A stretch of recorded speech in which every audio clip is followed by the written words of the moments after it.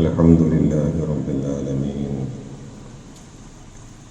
والصلاة والسلام على أشرف الأنبياء والمرسلين نبينا محمد صلى الله عليه وسلم وعلى آله وصحبه أجمعين.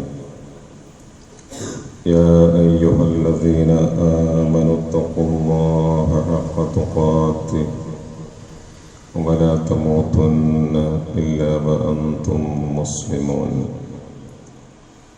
أما بعد فإن خير الكلام كلام الله وخير الهدي هدي محمد صلى الله عليه وسلم وشر الأمور محدثاتها وكل محدثة بدعة وكل بدعة ضلالة. أعوذ بالله من الشيطان الرجيم. بسم الله الرحمن الرحيم.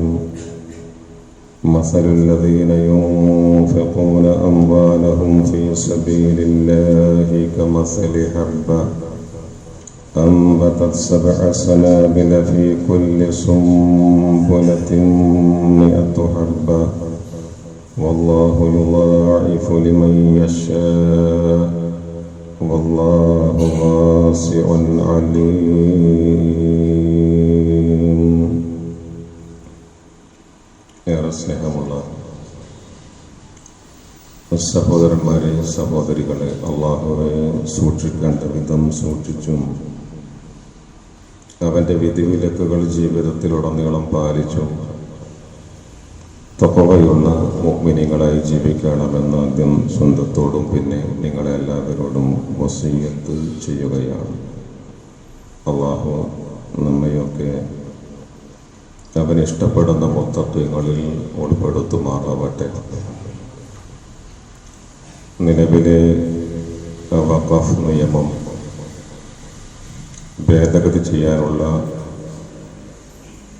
കേന്ദ്ര ഗവൺമെന്റിന്റെ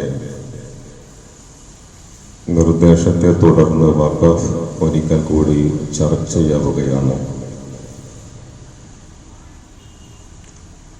2013 അവസാനത്തെ ഭേദഗതികൾക്ക് ശേഷം ഇപ്പോൾ ഏതാണ്ട്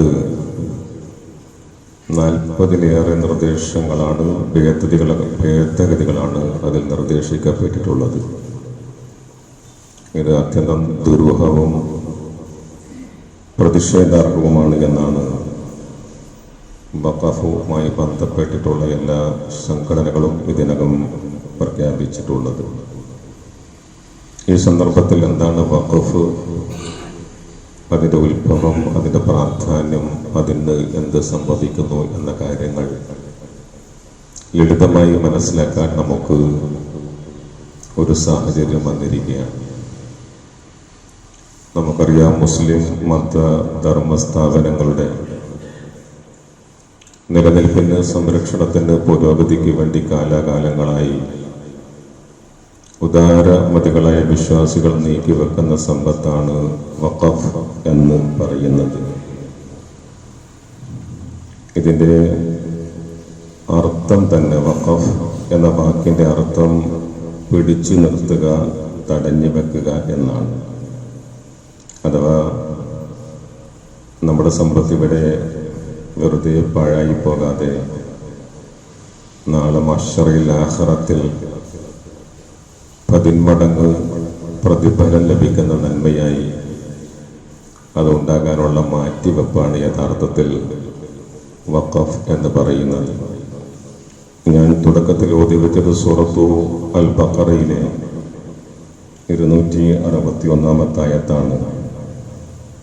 നന്മക്ക് പരലോകത്തുള്ള പ്രതിഫലം എങ്ങനെയെന്നാണ് ആ ആയത്ത് നമ്മോട് പറയുന്നത്. മസലുല്ലദീന യുൻഫിഖൂന ഫീ സബീലില്ലാഹി, അല്ലാഹുവിന്റെ മാർഗത്തിൽ സമ്പത്ത് ചിലവഴിക്കുന്നവരെ ഉദാഹരിക്കാൻ സാധിക്കുക കമസലി ഹബ്ബ, ഒരു ധാന്യത്തോടാണ്. ഒരു ധാന്യം അൻബതത് 7 സനാബിൽ, ആ ധാന്യമണി 7 കതിരുകൾ മുളപ്പിച്ചു. ഒരു ധാന്യം 7 കതിരുകൾ മുളപ്പിച്ചു. ഫീ കുല്ലി സുംബുലത്തിൻ മിഅത്തു ഹബ്ബ, ഓരോ കതിരിലും 100 ധാന്യമണികൾ. 1 7 700 അത്ഭുതകരമായ വലിയ പ്രതിഫലമാണ് അതിന് നമുക്ക് നാളെ ഉണ്ടാവുക എന്ന് ഈ ആയത്ത് വളരെ കൃത്യമായി നമ്മെ അറിയിക്കുകയാണ്. അവിടെയും ഒതുങ്ങുന്നില്ല എന്ന് അള്ളാഹു പറയുന്നത്. അല്ലാഹു യുളാഇഫു ലിമൻ യശാ, അള്ളാഹു അവൻ ഉദ്ദേശിക്കുന്നവർക്ക് അതിലും ഇരട്ടിപ്പിച്ചു കൊടുക്കും. വല്ലാഹു വാസിഉൻ അലീം, അള്ളാഹു ഏറെ വിശാലത ഉള്ളവനും നിയ്യത്ത് കൃത്യമായി അറിയുന്നവനുമാണ് എന്നാണ് അതിൻ്റെ അർത്ഥം. ചുരുക്കത്തിൽ വഖഫ് അതേതൊരു മനുഷ്യന്റെ വിശ്വാസിയുടെ സൽക്കർമ്മം, അവന്റെ നന്മ അത് വികസിപ്പിക്കുക എന്ന വലിയ ആശയമാണ് എന്ന് നമ്മൾ അറിയേണ്ടതുണ്ട്. മരിച്ചാലും അത് മുറിഞ്ഞു പോകുന്നില്ല എന്നതാണ് നബി സല്ലല്ലാഹു അലൈഹി വസല്ലം പറഞ്ഞത്. ഇമാം മുസ്ലിം ഉദ്ധരിക്കുന്നുണ്ട്, ഒരു മനുഷ്യൻ മരിച്ചാൽ അദ്ദേഹത്തിന്റെ എല്ലാ കർമ്മങ്ങളും മുറിഞ്ഞു പോകും, ഇല്ലാ മിൻ സലാസ, 3 കാര്യങ്ങൾ ഒഴികെ. ആ 3 കാര്യങ്ങളിൽ ആദ്യമായി പറഞ്ഞത് സ്വദഖത്തുൻ ജാരിയ, ഒരിക്കലും മുറിഞ്ഞു പോകാതെ മഹ്ശറയിൽ പരലോകത്ത് പ്രവാഹമായി ലഭിച്ചുകൊണ്ടിരിക്കുന്ന അവന്റെ ദാനം വഖഫ് ആണ് എന്നതാണ്. സത്യത്തിൽ വഖഫിലൂടെ, ജാരിയ സ്വദഖയിലൂടെ നമ്മൾ സമ്പത്ത് അള്ളാഹുവിൽ ഇൻവെസ്റ്റ്, അള്ളാഹുവിൽ നിക്ഷേപിക്കുകയാണ്.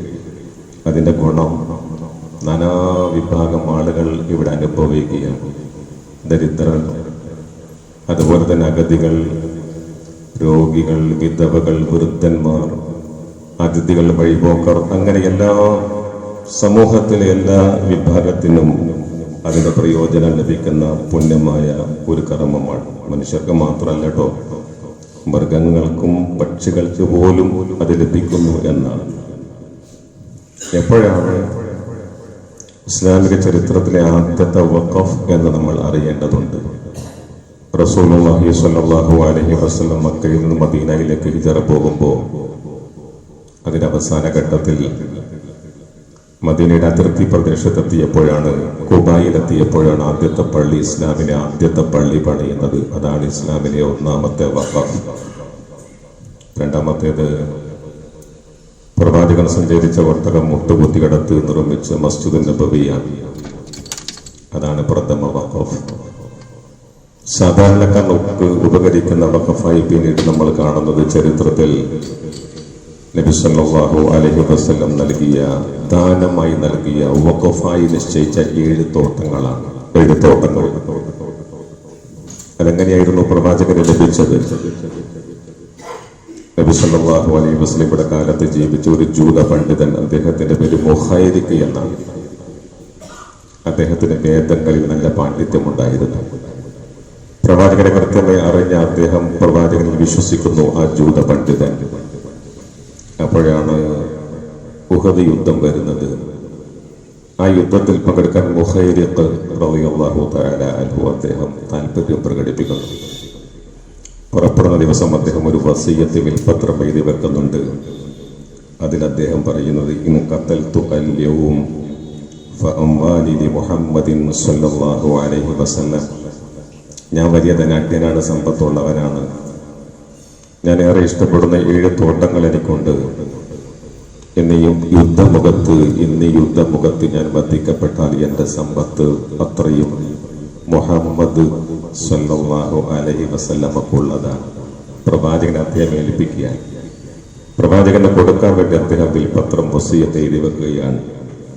അല്ലാഹു സുബ്ഹാനഹു വ തആല ആ മനുഷ്യൻ ശങ്കിച്ചത് തന്നെ സംഭവിപ്പിച്ചു. അദ്ദേഹം ഉഹദ് യുദ്ധത്തിൽ മരിച്ചു, ഷഹീദായി.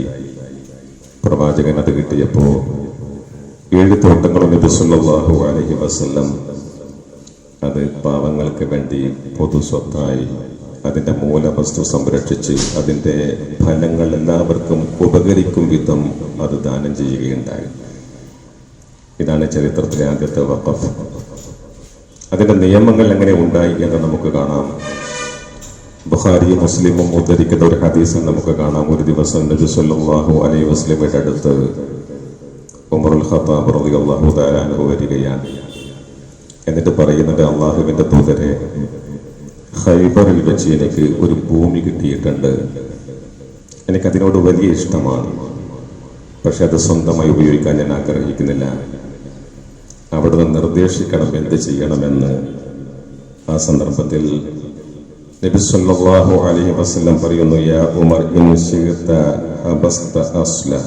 ഉമറെ, താല്പര്യമാണെങ്കിൽ ആ ഭൂമിയുടെ അസ്ല് അത് നിലനിർത്തി വതസദ്ദഖ്ത ബിഹ, അതിന്റെ ഗുണം ഫലങ്ങൾ പാപങ്ങൾക്ക് വേണ്ടി വഖഫ് ചെയ്തേക്കൂ എന്ന് റസൂലുള്ളാഹി. എന്നിട്ട് പറയാണ്, അങ്ങനെ ഒരു ഭൂമി നിങ്ങൾ വഖഫ് ചെയ്താൽ പിന്നീട് അത് വിൽക്കാൻ പാടില്ല, അത് ദാനമായി കൊടുക്കരുത്, അതിൽ നിന്നൊന്നും അനന്തരാവകാശമായി എടുക്കാനും പാടില്ല. മറിച്ച് അതിന്റെ ഫലങ്ങൾ പാവങ്ങൾക്ക് വേണ്ടി, വഴിയാത്രക്കാർക്ക് വേണ്ടി, അടിമത്ത മോചനത്തിന് വേണ്ടി ഉപയോഗിക്കണം എന്ന് ബുഖാരി മുസ്ലിമും ഉദ്ധരിച്ച ഹദീസിൽ നമുക്ക് കാണാം. എന്ന് മാത്രമല്ല, ഈ വഖഫ് സ്വത്തുക്കൾ കൈകാര്യം ചെയ്യുന്നവർ പാലിക്കേണ്ടുന്ന സൂക്ഷ്മതയെ കുറിച്ചുകൂടി അവിടെ കാണാം. അവിടെ അത് പറയുന്നുണ്ട്, ആരാണോ അത് കൈകാര്യം ചെയ്യുന്നത് അവർക്ക് അതിൽ നിന്ന് ഭക്ഷിക്കാം, മറ്റുള്ളവർക്ക് വേണമെങ്കിൽ ഭക്ഷിപ്പിക്കുകയും ചെയ്യാം. പക്ഷെ ബിൽ മഅറൂഫ്, അങ്ങേ അറ്റത്തെ മാന്യതയും സൂക്ഷ്മതയും പാലിച്ചുകൊണ്ടായിരിക്കണം എന്ന് അവിടെ നിയമം വരികയാണ്. അങ്ങനെ ആളുകൾ അവരുടെ സമ്പത്ത് ഇസ്ലാമിന് വേണ്ടി, ആഖിറത്തിന് വേണ്ടി, പരലോകത്ത് 10 മടങ്ങ് പ്രതിഫലം ലഭിക്കുന്ന നന്മക്ക് വേണ്ടി മാറ്റിവെക്കാൻ തുടങ്ങി. അതൊരാവേശമായി മാറി. സൂറത്തു ആലി ഇമ്രാനിൽ 92-ാമത്തെ ആയത്തിൽ നിങ്ങൾക്കറിയാം, ലൻ തനാലുൽ ബിർറ ഹത്താ തുൻഫിഖൂ മിമ്മാ തുഹിബ്ബൂൻ. അല്ലാഹു പറയാണ്, നിങ്ങൾക്ക് ഏറ്റവും പ്രിയങ്കരമായതെന്തോ അത് നിങ്ങൾ അല്ലാഹുവിന്റെ മാർഗത്തിൽ ചിലവഴിച്ചാൽ മാത്രമേ നിങ്ങൾക്ക് പുണ്യം നേടാൻ കഴിയൂ എന്ന് പറഞ്ഞപ്പോ ആ ആയത്ത് നബി സല്ലല്ലാഹു അലൈഹി വസല്ലം സ്വഹാബത്തിനെ ഓതി കേൾപ്പിച്ചപ്പോ മദീനയിലെ അതിമനോഹരമായ ബൈറുഹ എന്ന തോട്ടത്തിന്റെ ഉടമ അബൂ തൽഹ റളിയല്ലാഹു തആല അൻഹുവിന്റെ മനസ്സിൽ ഒരു ഇരമ്പൽ, ഇനി ഈ തോട്ടം എന്റേതായി അവിശേഷിപ്പിക്കണമോ? അദ്ദേഹം നബി സല്ലല്ലാഹു അലൈഹി വസല്ലം അടുത്തേക്ക് ഓടുകയാണ്. എന്നിട്ട് പറയുന്നത്, അല്ലാഹുവിന്റെ ദൂതരെ, അഹബ്ബു മാലി ഇലയ്യ ബൈറുഹ, എന്നെ സംബന്ധിച്ചിടത്തോളം ഏറ്റവും വിശിഷ്ടമായ, എനിക്കേറെ ഇഷ്ടപ്പെട്ട സമ്പത്ത് എന്റെ ബൈറുഹ തോട്ടമാണ്. അത് മസ്ജിദുൻ നബവിക്ക് അഭിമുഖമാണ്. അതിലെ ഫലങ്ങൾ വളരെ മികച്ചതാണ്. അതിലെ വെള്ളം വിശുദ്ധവും ശുദ്ധവുമാണ്. എന്ന് മാത്രമല്ല, നബി സല്ലല്ലാഹു അലൈഹി വസല്ലം നടത്ത മധ്യേ, അദ്ദേഹത്തിന്റെ സഞ്ചാര മധ്യേ ആ ബൈറുഹ തോട്ടത്തിൽ ഇരിക്കുകയും അതിൽ നിന്ന് വെള്ളം കുടിക്കുകയും അവിടെ വിശ്രമിക്കുകയും ചെയ്യുന്ന അതിമനോഹരമായ തോട്ടം. എന്നാൽ എനിക്കത് വേണ്ട, ഞാൻ അള്ളാഹുവിന് വേണ്ടി കൊടുക്കുകയാണ്. അർജു ബിർറഹ വദുഖറഹ, എനിക്ക് ഇഷ്ടം, ഞാൻ ആഗ്രഹിക്കുന്നത്, ഞാൻ പ്രതീക്ഷിക്കുന്നത് ഈ നിക്ഷേപത്തിലൂടെ പരലോകത്തിൽ ലഭിക്കുന്ന പുണ്യമാണ് എന്ന് അദ്ദേഹം പറയുന്നു. അള്ളാഹുവിന്റെ റസൂലോട് എങ്ങനെ ചെയ്യണമെന്നാണ് ചോദിക്കുന്നത്. ഇതെങ്ങനെ ദാനം, എങ്ങനെ വഖഫ് ചെയ്യണം?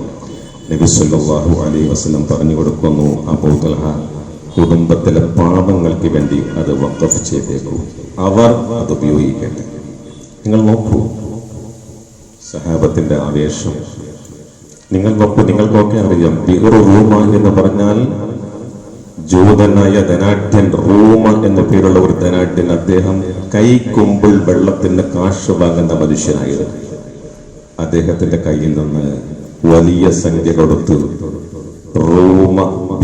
റൂമ എന്ന കിണർ ഉസ്മാൻ ഇബ്നു അഫ്ഫാൻ റളിയല്ലാഹു തആല അൻഹു വിലക്ക് വാങ്ങി സമൂഹത്തിന് വഖഫ് ചെയ്ത ചരിത്രമൊക്കെ നമുക്ക് കാണാൻ കഴിയും. വഖഫ് എന്ന് പറഞ്ഞാൽ ശരിക്കും ഇസ്ലാമിക നാഗരികതയിൽ, ഇസ്ലാമിന്റെ മാനവികത രൂപപ്പെടുത്തുന്നതിൽ വലിയ പങ്ക് വഹിച്ച ഒന്നാണ് വഖഫ് എന്ന് നമ്മൾ മനസ്സിലാക്കണം. എല്ലാവർക്കും അതിന്റെ ഉപയോഗം, ആളുകൾക്ക് വൈജ്ഞാനികമായ ആത്മീയമായ ഉണർവുണ്ടാക്കുന്നതിന് വേണ്ടി പള്ളികൾ, പള്ളിക്കൂടങ്ങൾ, യൂണിവേഴ്സിറ്റികൾ, ലൈബ്രറികൾ, പ്രബോധന കേന്ദ്രങ്ങളൊക്കെ അതിലൂടെ സ്ഥാപിച്ചു. ശാരീരിക സൗഖ്യത്തിന് വേണ്ടി ആശുപത്രികൾ ഉണ്ടാക്കി, ചികിത്സാ കേന്ദ്രങ്ങൾ, വൈദ്യശാസ്ത്ര രചനകൾക്ക് വേണ്ടിയുള്ള പ്രത്യേകമായ കേന്ദ്രങ്ങൾ, എല്ലാവർക്കും ഉപകരിക്കും വിധമുള്ള സംവിധാനങ്ങൾ മുസാഫർ ഖാനകൾ, ജലസംഭരണികൾ, ഭക്ഷണശാലകൾ എന്ന് കണ്ട സമൂഹത്തിലെ എല്ലാ വിഭാഗം ആളുകൾക്കും ഉപകരിക്കും വിധം വഖഫ് സ്വത്തുക്കൾ ഇസ്ലാമിക ഭരണാധികാരികൾ അവർക്ക് ശേഷമുള്ളവർ നടപ്പിൽ വരുത്തി എന്നതാണ്. തുടക്കത്തിൽ പറഞ്ഞു, മനുഷ്യന്മാർക്ക് മാത്രമല്ല പക്ഷികൾക്ക് പോലും. ഇസ്തംബൂളിൽ നമുക്കറിയാം, ഉസ്മാനിയ ഖിലാഫത്തിന്റെ കാലത്ത് ശക്തമായി മഞ്ഞ് പെയ്യുന്ന സന്ദർഭത്തിൽ പക്ഷികൾക്ക് ധാന്യങ്ങൾ കൊത്തിയെടുക്കാൻ പ്രയാസമാകും എന്ന് കരുതി ഇസ്തംബൂളിൽ പക്ഷി സങ്കേതമുണ്ടാക്കി. മനോഹരമായ കല്ലിൽ പടുത്തുയർത്തി മ്യൂസിയം പോലെ. അത്ഭുതകരമാണ്. ചരിത്രകാരന്മാർ പറയുന്നുണ്ട്, സലാഹുദ്ദീൻ അയ്യൂബി വഖഫ് മുതൽ അദ്ദേഹം എങ്ങനെ വിനിയോഗിച്ചു എന്ന് പറയുന്നിടത്ത് പ്രമുഖ ചരിത്രകാരനായ ഇബ്നു ഇസ്ഹാഖ് അദ്ദേഹം പറയുന്നത്, ഡമസ്കസിലെ ഒരു കോട്ടവാതിലിന് സമീപം സലാഹുദ്ദീൻ അയ്യൂബി 2 ഓവുചാലുകൾ നിർമ്മിച്ചു. എന്തിനു വേണ്ടിയാ? ഒന്നിൽ പാല് നിറച്ചു, മറ്റൊന്നിൽ മധുരപാനീയം ജ്യൂസ് നിറച്ചു. ആർക്ക് വേണ്ടിയാ? മുലയൂട്ടുന്ന കുട്ടികളുടെ മാതാക്കൾക്ക് വേണ്ടി. ആഴ്ചയിൽ ഒരിക്കൽ മാതാക്കൾ മുലയൂട്ടുന്ന കുഞ്ഞുങ്ങളെ മുലയൂട്ടുന്ന മാതാക്കൾ വന്ന് ഈ വഖഫ് മുതൽ ഉപയോഗിച്ച് രൂപപ്പെടുത്തിയ ഓവുചാലുകൾ നിക്ഷേപിച്ച പാലും മധുരപാനീയങ്ങളും എടുത്തുകൊണ്ടുപോകും. അത്രമേൽ സമ്പന്നമായിരുന്നു വഖഫിലൂടെ ഇസ്ലാമിക സമൂഹം സൃഷ്ടിച്ചെടുത്ത വിപ്ലവം എന്ന് നമ്മൾ മനസ്സിലാക്കണം. ആ കാലഘട്ടത്തിൽ യൂറോപ്പിൽ സ്ത്രീകൾക്ക് സാമ്പത്തിക ഇടപാട് നടത്താൻ അവകാശമില്ലായിരുന്നു. പക്ഷെ അറബ് നാടുകളിൽ ഇസ്ലാമിക സമൂഹത്തിൽ മുസ്ലിം സ്ത്രീകൾ അവരുടെ സമ്പത്ത് വഖഫിന് വേണ്ടി മാറ്റിവെച്ച് മത്സരിക്കുന്ന സന്ദർഭമായിരുന്നു എന്നുകൂടി നമ്മൾ മനസ്സിലാക്കണം. ചുരുക്കത്തിൽ എല്ലാ കാലത്തും നബി സല്ലല്ലാഹു അലൈഹി വസല്ലമയുടെ കാലത്ത്, ഖുലഫാഇന്റെ കാലത്ത്, ഉമവയ്യ അബ്ബാസിയ ഭരണാധികാരികളുടെ കാലത്ത്, തുടർന്നിങ്ങോട്ട് ഉസ്മാനിയ ഭരണകൂടത്തിൽ, എല്ലാ കാലഘട്ട ഇന്ത്യയിൽ വരെ, ബ്രിട്ടീഷ് ഇന്ത്യയിൽ പോലും വഖഫ് സ്വത്തുക്കൾ കൃത്യമായി സംരക്ഷിക്കപ്പെട്ടു എന്നാണ്. 1937 ശരിയ ആക്ട് പ്രകാരമായിരുന്നു അത് സംരക്ഷിക്കപ്പെട്ടത്. 2006 നിങ്ങൾക്കൊക്കെ അറിയാം, സച്ചാർ കമ്മീഷൻ റിപ്പോർട്ട് വന്നു. സച്ചാർ കമ്മീഷൻ റിപ്പോർട്ട് പുറത്തു വന്നപ്പോൾ അതിൽ കൃത്യമായി പറയുന്നുണ്ട്, ഇന്ത്യയിലെ വഖഫ് സ്വത്തുക്കൾ ഏകദേശം 6 ലക്ഷത്തിൽ ഏക്കറാണ്. 2006 റിപ്പോർട്ടാണ്. ഇന്ന് പക്ഷേ അധിക വഖഫ് സ്വത്തുക്കളും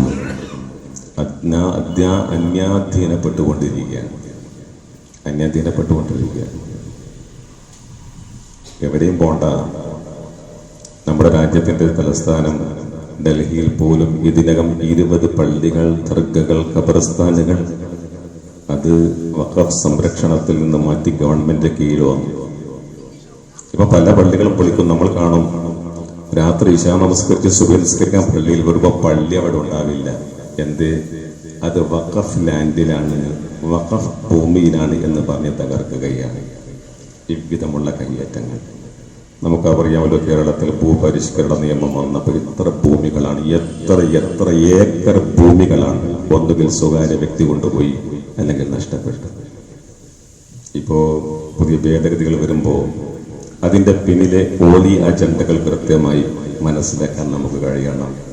മതവിശ്വാസമില്ലാത്തവരെ, ദൈവത്തിൽ വിശ്വാസമില്ലാത്തവരെ, മതനിയമങ്ങളെ, വഖഫ് ചട്ടങ്ങളെ നോക്കുകുത്തിയാക്കി സ്വന്തക്കാരെ, വിശ്വാസമില്ലാത്തവരെ, നിരീശ്വരവാദികളെ പോലും മഹത്തായ വഖഫ് സ്വത്തുക്കൾ കൈകാര്യം ചെയ്യുന്നിടത്ത് കുടിയിരുത്താനുള്ള ഗൂഢമായ ശ്രമങ്ങളാണ് നടക്കുന്നത്.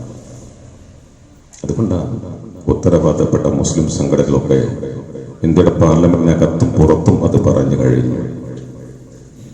സ്വന്തക്കാരെ കുടിയിരുത്താൻ, വഖഫ് സ്വത്തുകൾ അന്യായമായി കവർന്നെടുക്കാൻ അതിനുള്ള ശ്രമങ്ങളാണ്. അതിന്റെ ഭാഗമായിട്ട് വേണം ഇപ്പോഴത്തെ 40-ലേറെ ഭേദഗതികൾ ഉദ്ദേശിച്ചുകൊണ്ടുള്ള ഈ വഖഫ് നിയമത്തിന് വേണ്ടിയുള്ള പുറപ്പാട് എന്ന് നമ്മൾ മനസ്സിലാക്കണം. ഇവിടെ ഒരു കാര്യം എല്ലാവർക്കും അറിയാം, മുസ്ലിം സമുദായത്തിന്റെ സാംസ്കാരികവും സാമൂഹികവും വൈജ്ഞാനികവുമായ അഭിവൃദ്ധിക്ക് ഒരു ചാലക ശക്തിയായി ഇവിടെ വഖഫ് ബോർഡ് പ്രവർത്തിക്കുന്നു എന്നതൊരു യാഥാർത്ഥ്യമാണ്. അഭിവൃദ്ധിക്ക് അത് കാരണമാണ്. വിദ്യാഭ്യാസത്തിനും സാമൂഹ്യ പുരോഗതിക്കുമൊക്കെ ആ മുസ്ലിം സമുദായത്തിന്റെ ശരീരത്തിലെ ആ ഒരു ബ്ലഡ് സർക്കുലേഷൻ, ആ ഒരു രക്തചക്രമണം അതിവിടെ നിലച്ചു പോയാൽ ഒരു സംശയവുമില്ല, വിശ്വാസപരമായി വൈജ്ഞാനികപരമായി ഈ സമുദായം ശുഷ്കിച്ചു പോകും എന്ന കൃത്യമായ ധാരണ ഇവിടത്തെ മതവിരുദ്ധ ശക്തികൾക്കുണ്ട്. അതുകൊണ്ടാണ് ഇതിനു വേണ്ടിയുള്ള ഈ ഒരുക്കപ്പാടുകളും തന്ത്രങ്ങളും ഓടി അജണ്ടകളും. നമുക്ക് ഒന്നേ വേണ്ടത്, നമുക്ക് വേണ്ടതൊന്നാണ് ഇസ്ലാമിന്റെ വിരുദ്ധ ശക്തികളെ, പ്രതിയോഗികളെ കൃത്യമായി നമ്മൾ തിരിച്ചറിയണം. അജണ്ടകൾ വേർതിരിച്ച് മനസ്സിലാക്കാൻ നമുക്ക് സാധിക്കണം. എന്നിട്ട് നിയമനിർമ്മാണ സഭകൾക്കകത്തും പുറത്തും ജനാധിപത്യപരവും സംഘടിതവുമായ മുന്നോക്ക പ്രതിഷേധങ്ങൾക്ക്, പ്രവർത്തനങ്ങൾക്ക്, വഖഫിനെയും വഖഫ് നിയമത്തെയും സംരക്ഷിക്കാനുള്ള പ്രവർത്തനങ്ങൾക്ക് സംഘടിതമായി മുന്നോട്ട് പോകാൻ നമുക്ക് സാധിക്കേണ്ടതുണ്ട്. മറിച്ചാകുമ്പോ ഈ സമുദായത്തിന്റെ ഭാവി അങ്ങേയറ്റം പരിതാപകരമായിരിക്കുമെന്ന കാര്യത്തിൽ യാതൊരു സംശയവുമില്ല. അതിനുവേണ്ടിയുള്ള കരുത്തും ശക്തിയും അല്ലാഹു നമുക്കും നമ്മുടെ സമുദായത്തിനും ഈ സമുദായത്തിന് നേതൃത്വം നൽകുന്ന നേതാക്കന്മാർക്കും നൽകുമാറാവട്ടെ. അഖൂലു ഖൗലി ഹാദാ അസ്തഗ്ഫിറുല്ലാഹ ലി വലക്കും ഫസ്തഗ്ഫിറൂഹു ഇന്നഹു ഹുവൽ ഗഫൂറുർ റഹീം.